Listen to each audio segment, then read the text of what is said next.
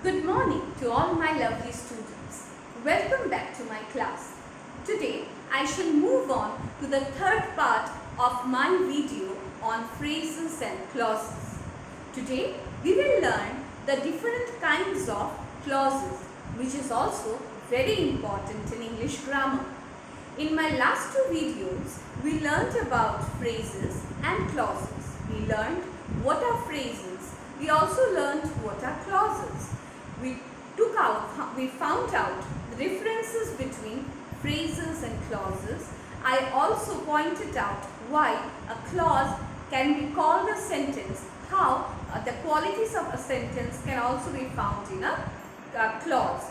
So today, let's move on to learn the kinds of clauses. So let's begin. As you can see on the board, I have already written the clause is divided into two parts. One is the main clause and the other one is the subordinate clause. You can also see that below main clause I have written independent clause and below subordinate clause I have written dependent clause, which means that main clause can also be named as independent clause and subordinate clause can be named as dependent clause. Now students, when we learnt about clause, we learnt that a clause is a part of the sentence.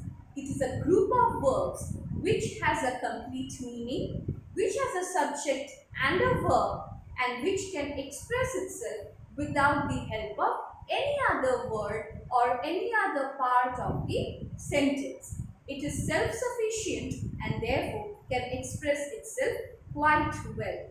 Now, coming to learn about the main clause, you will not find any difference between the definition of a clause and the definition of a main clause. So, what's the definition?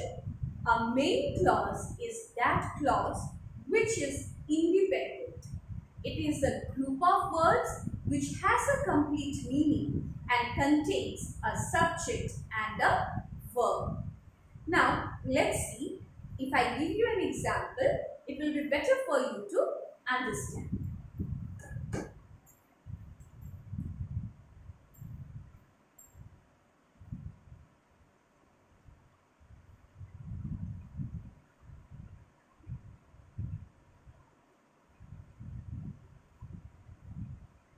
Now see students, I have written the child played. Now this is a group of words, isn't it? The child played. There are three words and this is a group of words. Now, does this group of words have subject?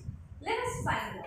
Yes, because we already learned that subject is a word in the sentence about whom we are talking. So we are talking about the child. So the child is the subject. Now do we have a verb here?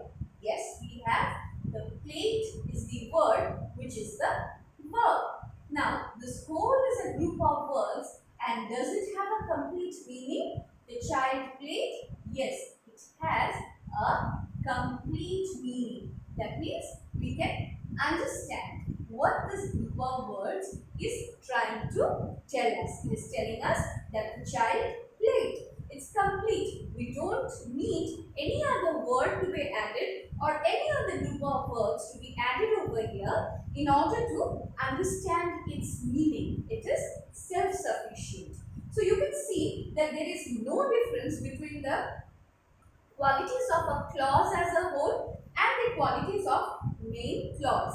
Therefore, it is called independent clause because it is not dependent on anything else. We can add something more to it, but it will only enhance its meaning. But even if we don't add anything, we still have its meaning intact. We can understand completely what this sentence is trying to tell us. So I think you all have understood what main clause is. Now let's move on to the other kind of the clause, which is the dependent clause. Here also I shall write a group of words.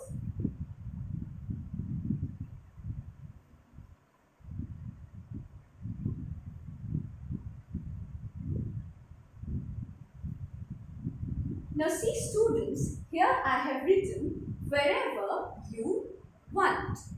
Now, are there words which form a group? Yes, we have three words which have formed a group. Now, do we have any subject over here? Yes, we have. Our you is the subject. Now, do we have a verb in here? Yes, it has a verb also. But does it have a complete meaning wherever you want?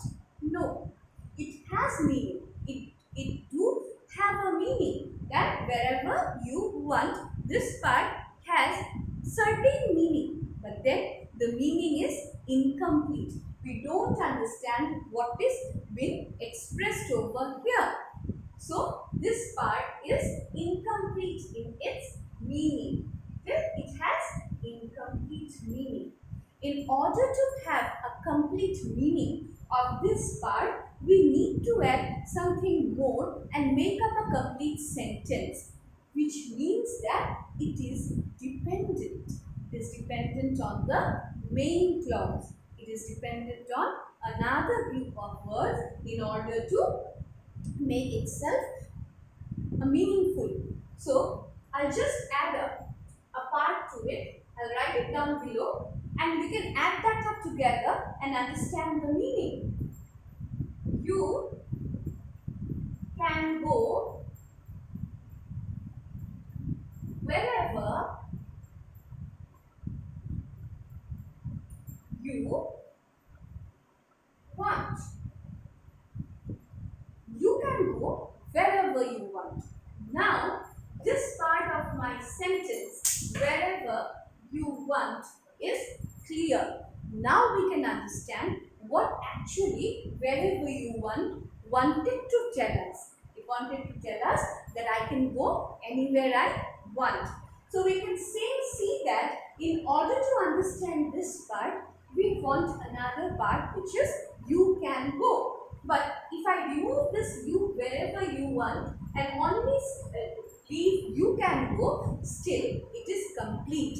You can go has its complete meaning, which means that you can go is the main clause and wherever you want is the subordinate clause. So this is why you can go or main clause is called independent clause, because it doesn't need wherever you want in order to explain itself, but wherever you want or subordinate clause is dependent, because in order to understand this part, I will always need a main clause. So now this is the difference between a main clause and a subordinate clause. We have some similarities between main clause and subordinate clause. What are they? That both main clause and subordinate clause has a subject and a predicate. But there is a difference also. And what is that difference?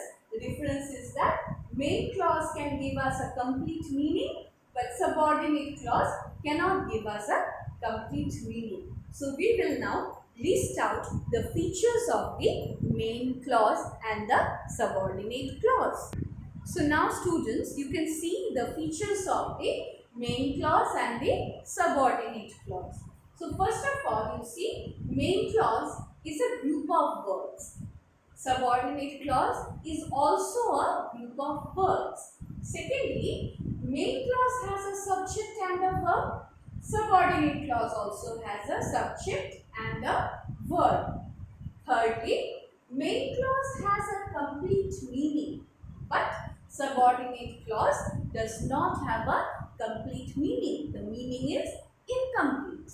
And lastly, main clause is independent, but subordinate clause is dependent on main clause. So students, you can take a screenshot of this and note down the points in your notebook.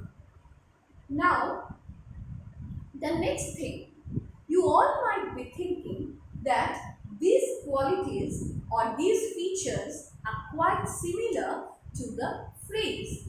Then why is it called a subordinate clause?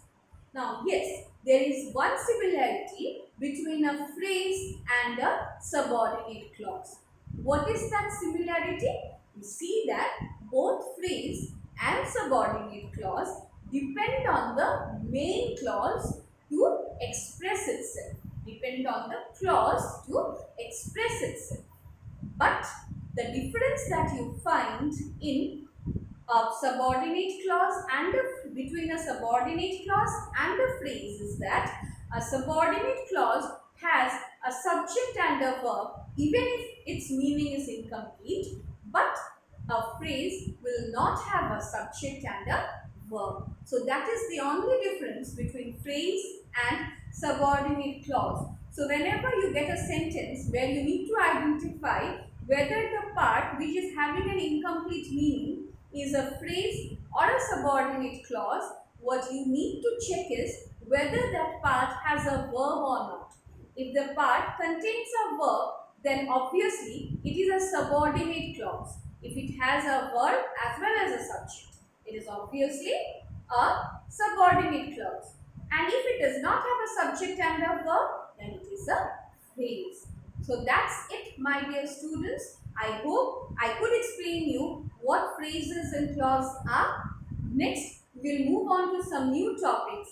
Till then, have a good day. Bye bye.